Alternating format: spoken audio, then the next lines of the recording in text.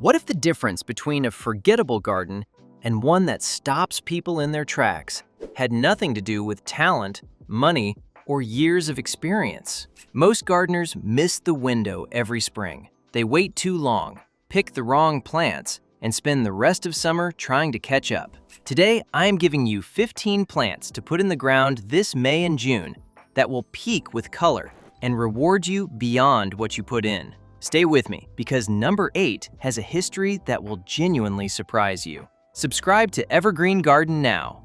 Number 1 is zinnias.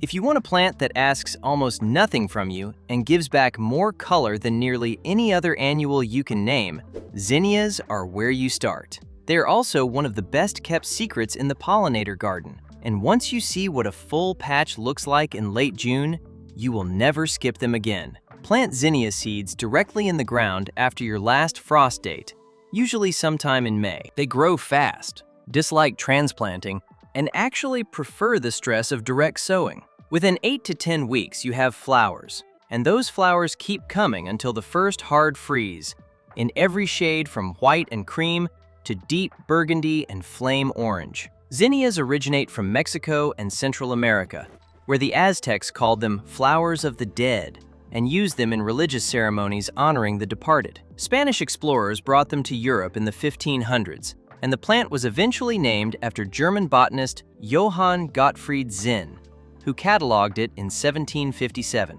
It took another century before breeders developed the large, showy varieties we grow today. Modern research has confirmed antibacterial properties in zinnia compounds, and they are being studied for natural pest control applications in food crops. But for most gardeners, the greatest thing happening in a zinnia patch is the way it pulls butterflies, bees, and hummingbirds from blocks away. Zinnias grow as warm season annuals across virtually every climate zone in the country. Give them full sun, water at the base rather than overhead, and deadhead spent flowers every few days to keep new blooms coming. Number 2 is marigolds. These are the garden workhorses that most people take for granted, and that is a real mistake. Marigolds do more for a garden than nearly any other annual you can name, and their history connects them to civilizations that understood plants far more deeply than modern gardening typically gives them credit for. Marigolds belong to the genus Tagetes and originate from Mexico and Central America, where Aztec priests grew them as sacred plants used in offerings to the sun and ceremonial garlands. The tradition survived to this day in Dia de los Muertos celebrations across Mexico and the American Southwest, where marigold petals still line the paths that guide spirits home. When Spanish conquistadors brought marigolds to Europe in the 1500s, they spread rapidly across European gardens. Modern research has confirmed that marigolds release thiophene compounds through their roots that deter nematodes and soil-borne pests, validating what farmers in companion planting traditions have known for generations. Studies published in agricultural journals have shown that marigolds planted near vegetables reduce aphid populations, making them one of the most practical pest management tools available. Plant marigolds in May after your last frost in full sun in any well-drained soil. Deadhead regularly for continuous bloom from late spring through the first freeze. Number 3 is bee balm, also known as monarda. And before I go further, plant number 6 on this list blooms from June through frost, produces one of the most dramatic flowers in any American garden, and carries a history reaching back to the Aztec Empire. Stay with me for that. Bee balm is a native North American perennial that produces brilliant, shaggy flower heads in scarlet, pink, lavender, and white from June through July. In a garden, it is one of the most dramatic plants you can grow, and hummingbirds, native bees, and butterflies treat it like a destination. Plant it in May, and by midsummer it becomes the focal point of any border or bed. The Oswego people of present-day New York were among the many tribes who brewed the leaves into a medicinal tea for colds, fevers, and digestive complaints. When European colonists adopted the practice and called the drink Oswego tea, it spread through colonial households as a common herbal remedy. After the Boston Tea Party in 1773, when colonists boycotted British tea, Oswego tea made from bee balm became a patriotic substitute drunk across the 13 colonies. Modern research has confirmed that bee balm contains thymol and carvacrol, powerful antimicrobial compounds also found in thyme and oregano. Clinical studies have shown these compounds carry strong antibacterial activity, validating the plant's long medicinal history. Bee balm grows in USDA zones 4 through 9, planted in May in full sun to partial shade in moist, well-drained soil. Divide clumps every 2 to 3 years to keep plants vigorous. Number 4 is yarrow. Most people walk past yarrow in a garden without a second look, and most people are passing up one of the toughest, most useful, and most historically deep plants on this entire list. Yarrow, or Achillea millefolium, produces flat-topped clusters of tiny flowers in white, yellow, pink, red, and deep burgundy from June through September. It tolerates drought better than nearly any perennial you can name. It grows in poor soil, draws in large numbers of beneficial insects, including predatory wasps and lacewings that feed on garden pests, and returns year after year with essentially no care. The history of yarrow is as old as medicine itself. Its botanical name honors Achilles, who, according to legend, used yarrow to stop the bleeding of his soldiers' wounds in battle. Throughout medieval Europe, it was called soldier's woundwort and carried in battlefield medicine kits. Native American peoples across North America independently discovered its healing properties and used it for wounds, fevers, and pain. Modern research has confirmed alkaloids, flavonoids, and acrolein in yarrow, a compound that has demonstrated blood clotting activity in laboratory studies. Anti-inflammatory properties have also been validated in clinical research. Yarrow grows in USDA zones 3 through 9. Plant it in May or June in full sun and poor to average, well-drained soil. It blooms June through September, tolerates heat and drought, and returns bigger every spring. This is a plant that earns every inch of space you give it.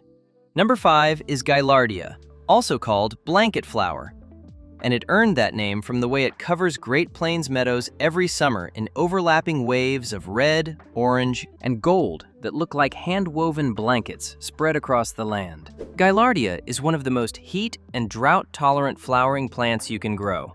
It blooms from June through the first hard freeze without stopping, produces flowers, butterflies, and native bees cannot leave alone, and asks for almost nothing beyond full sun and decent drainage.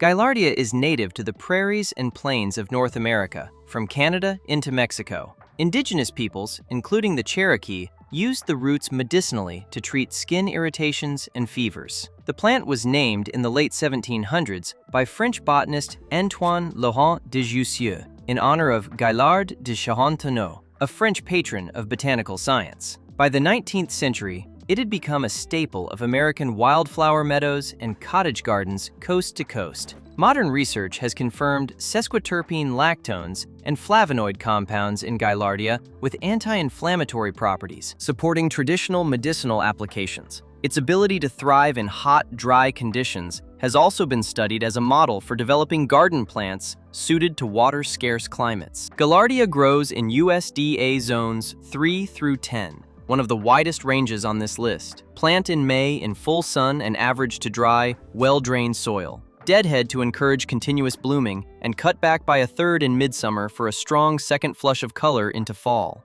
Number 6 is dahlias. And this is the one I promised you. If you have ever seen a summer border that made your jaw drop, dahlias were probably doing most of the work. When you learn where they came from, you will understand why they carry that kind of presence. Dahlias originate in Mexico, where the Aztecs cultivated them not as ornamentals but as food. The tuberous roots were eaten, the hollow stems used as water pipes, and Aztec healers used them medicinally for treating what appeared to be epilepsy. When Spanish conquistadors sent specimens to Europe, the focus quickly shifted from the edible root to the flower. By the early 1800s, dahlias had become one of the most fashionable flowers in European gardens. Mexico declared the dahlia its national flower in 1963. Today, there are more than 20,000 named cultivars, ranging from tiny pom-pom varieties barely an inch across to dinner plate types reaching 14 inches in diameter. They bloom in every color except true blue and produce flowers continuously from June until the first hard frost. Plant dahlia tubers in May after your last frost in full sun with rich, well-drained soil. In USDA zones 8 through 11, tubers can stay in the ground year-round. In colder zones, dig them after the first frost, store them indoors through winter, and replant in May. Stake taller varieties and water deeply but infrequently. Number 7 is Shasta daisy. And this plant has an American origin story most gardeners have never heard, one involving decades of patient, obsessive plant breeding by one of the most inventive horticultural minds this country ever produced. Shasta daisies produce large, pure white flowers with bright yellow centers from June through August, and sometimes into September. In a garden, they create an immediate sense of clean, classic beauty, and work equally well in formal borders and relaxed cottage-style plantings. They return each year, growing into larger, more productive clumps with every passing season. The Shasta daisy was created in the 1890s by Luther Burbank, the California plant breeder who also developed the russet potato, the Santa Rosa plum, and over 800 other varieties of fruits, vegetables, and flowers. Burbank spent 17 years crossing 4 different daisy species to produce a flower with large petals, a sturdy stem, and a long bloom season. He named it Shasta after Mount Shasta, visible from his Sonoma County farm, because the white petals reminded him of snow on the mountain's peak. Modern plant science has confirmed flavonoids and antioxidant compounds in Shasta daisy flowers. Shasta daisies grow in USDA zones 4 through 9. Plant in May, in full sun to light shade, in well-drained, fertile soil. Deadhead spent blooms regularly and divide clumps every 2 to 3 years in early spring to keep plants vigorous. And now we reach number 8, the one I told you about at the start. Number 8 is coreopsis, also called tick seed, and this cheerful plant with golden yellow flowers has a history in North America that most people walking past it in a garden center have no idea about. Coreopsis produces masses of daisy-like flowers in yellow, gold, orange, and bicolor combinations from June through September or later. It is drought-tolerant, grows in poor soil, thrives in full sun, and keeps blooming long after other perennials have faded. Few plants give a garden more consistent summer color with less demand.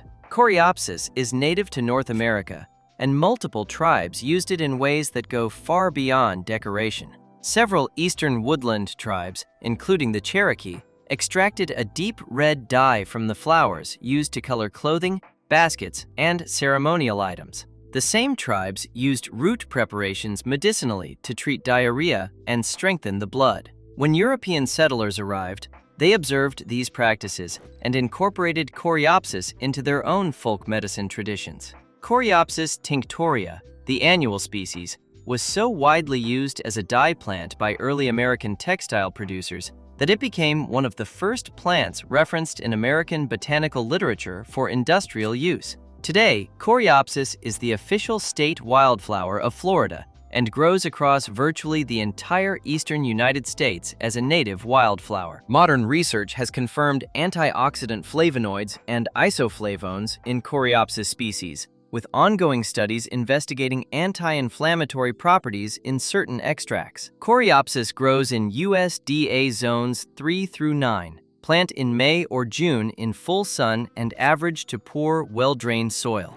Deadhead to encourage continuous blooming and cut back by a third in midsummer for a strong fall flush. Number 9 is verbena.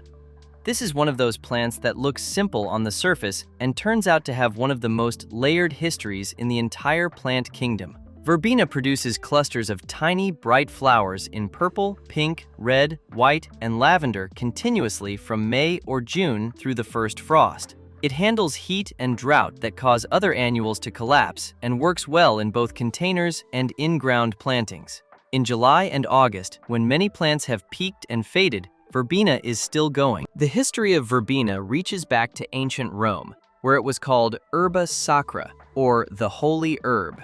Roman priests swept altars with it before ceremonies. Roman soldiers carried it as a talisman before battle. It appeared in Druidic rituals in Britain and in ancient Egyptian texts as a plant connected to healing and purification. Throughout medieval Europe, verbena was considered one of the most protective herbs a household could grow, used in remedies for nervous complaints, headaches, and insomnia. Modern research has confirmed iridoid glycosides and flavonoids in verbena species with anti-inflammatory and antispasmodic properties. Studies have investigated extracts for anxiety reduction and sleep quality, with results that align with its long, traditional use. In USDA zones 7 through 11, verbena returns as a perennial each year. In colder zones, it grows as an annual planted in May. Give it full sun and well-drained soil. Water regularly until established, then reduce watering.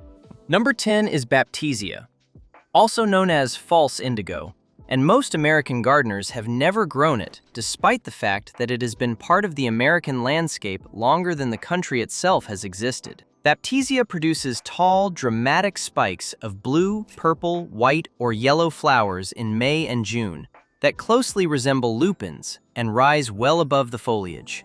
After flowering, inflated seed pods turn dark and papery in late summer and rattle in the breeze through fall. The foliage stays attractive all season, and the entire plant draws bumblebees, which are its primary pollinators. Baptisia is native to the eastern and central United States, where it has grown on prairies and in open woodlands for thousands of years. Cherokee healers use the roots to treat typhoid fever and as a general tonic. Colonial Americans discovered that baptisia yielded a blue dye similar to true indigo and used it as a substitute when imported indigo was unavailable or too expensive. This is where the name false indigo comes from. Modern research has confirmed isoflavones, alkaloids, and immune-stimulating compounds in baptisia root, and some studies have investigated its potential as an adaptogen with immune effects similar to echinacea. Baptisia grows in USDA zones 3 through 9. Plant in May, in full sun to light shade, in average, well-drained soil. It is slow to establish in the first year or two, but lives for decades once settled and becomes one of the most structurally striking plants in a garden. Number 11 is agastache, also called hyssop or hummingbird mint. And if you are not growing this plant, you are missing one of the most productive hummingbird and pollinator magnets available to American gardeners. Agastache produces tall, densely packed spikes of tubular flowers in orange, red, pink, purple, and blue from June through the first frost. The colorful calyxes persist long after petals drop, extending the visual season further. The foliage carries a distinctive anise or mint fragrance that fills the air every time the breeze moves through. And from the moment the first flower opens, hummingbirds and native bees arrive and stay. Agastache is native to North America, with species found from Mexico to Canada. Native American peoples, including the Navajo and Zuni, used it medicinally for centuries. The Navajo used it to treat coughs and respiratory infections. The Zuni used it ceremonially and as a flavoring. Various Plains tribes brewed it as a tea for general digestive and tonic use. Modern research has confirmed antimicrobial and antifungal properties in agastache essential oils, particularly in the compound methyl chavicol. Anti-inflammatory compounds have also been identified that support traditional use for respiratory complaints. Agastache grows in USDA zones 5 through 10, depending on variety. Plant in May or June in full sun with excellent drainage. It handles heat and drought well once established. Leaves some seed heads for birds in fall and for natural reseeding in spring. Number 12 is liatris, also called blazing star or gay feather. And this native prairie plant has one of the most distinctive blooming habits you will ever see. While nearly every other flowering plant on Earth opens its blooms from the bottom of the spike upward, liatris opens from the top down, giving it a look found nowhere else in a summer garden. Liatris produces tall, upright spikes of fluffy rose-purple flowers in July and August, rising 2 to 4 feet above the ground. In a garden, they add strong vertical structure to plantings that tend to stay low and spreading. Monarch butterflies depend on liatris as a key nectar source during fall migration. Goldfinches eat the seeds through winter. The dried spikes hold their form well into the cold months. Liatris is native to the prairies and open woodlands of eastern and central North America. Cherokee and Choctaw healers use the root as a diuretic and tonic, particularly for kidney complaints. The Meskwaki used root preparations to treat sore throats and colds. Modern research has confirmed liatrin and other compounds in liatris root with antibacterial and anti-inflammatory activity, validating its traditional applications. Liatris grows in USDA zones 3 through 9. Plant corms in May in full sun and average to poor, well-drained soil. It tolerates drought and heat very well and thrives with minimal care. Number 13 is veronica, also called speedwell. And this is one of those plants that quietly does everything right without asking for attention. Veronica produces upright, tapered spikes of small, close-packed flowers in violet, blue, pink, and white from June through August. The vertical form works well against the soft, mounding shapes of most other perennials, and the blue and violet forms deliver some of the clearest, purest color available in any flowering plant. It returns reliably each spring and grows gradually larger over the years. Veronica has been used in European folk medicine for centuries. Nicholas Culpeper, the 17th century English physician, described it as useful for treating lung complaints, digestive problems, and skin conditions. It was widely brewed as a tea for respiratory infections across Britain and Central Europe, and healers from Scandinavia to the Mediterranean prescribed it for liver complaints and inflammation. The common name speedwell was given because it was believed to speed recovery from illness. Modern research has confirmed iridoid glycosides, flavonoids, and tannins in veronica species with anti-inflammatory and antioxidant properties, supporting several traditional applications. Extracts have also been studied for effects on upper respiratory symptoms, with some clinical evidence suggesting benefit. Veronica grows in USDA zones 3 through 8. Plant in May in full sun to light shade in well-drained soil. Divide every 3 to 4 years in early spring. Number 14 is helenium, also called sneezeweed. And before you move past a plant with that name, understand that the name is the most interesting thing about it, and the story behind it tells you something genuinely surprising about how Native Americans practiced medicine. Helenium produces some of the richest, warmest flower colors of any perennial in the late summer garden, coming in deep amber, mahogany, gold, and orange, with distinctive drooping petals around a prominent central cone. It blooms from July through September in tones that look like the garden is warming up just as summer cools down. In a border, it acts as a bridge between the greens and blues of summer and the gold and rust of fall. The name sneezeweed comes from the fact that Native American peoples, particularly in the eastern and central United States, dried the flowers and ground them into a powder inhaled through the nose to cause sneezing. The practice was deliberate and therapeutic.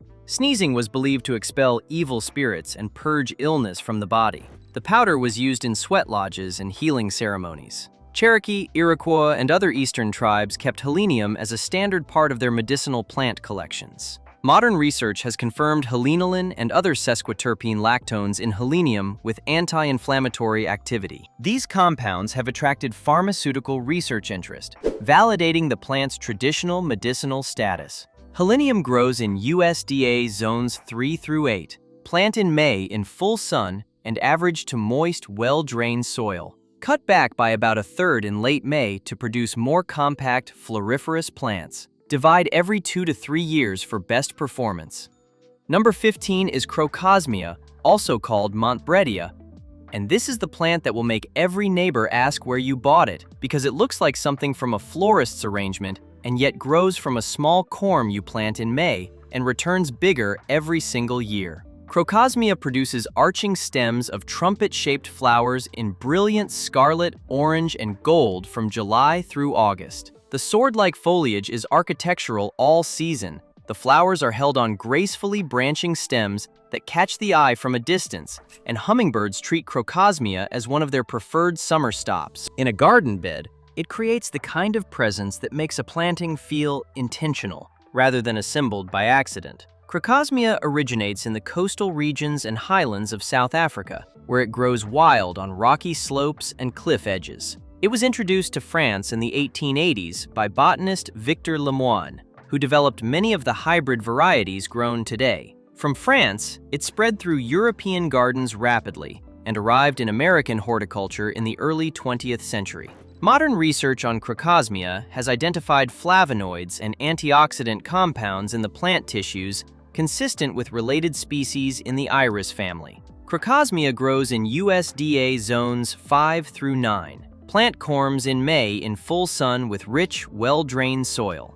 In zones 5 and 6, mulch heavily in fall to protect corms through winter. In zones 7 through 9, they naturalize beautifully, forming larger clumps each year. And that is your 15 plants to put in the ground this May and June that will take your garden from ordinary to something worth slowing down for. What makes these plants work is the range they cover. You have things blooming May and June, plants peaking July and August, and plants carrying color all the way through the first frost. You have sun lovers, some that handle partial shade, drought-tolerant choices for drier spots, and plants that appreciate a bit more moisture. Color in every tone from white through cream, yellow, gold, orange, red, and deep purple. The window is now. May and June is not just a good time to get these in the ground. For many of them, particularly the ones that build energy through summer and peak in late July and August, it is the time.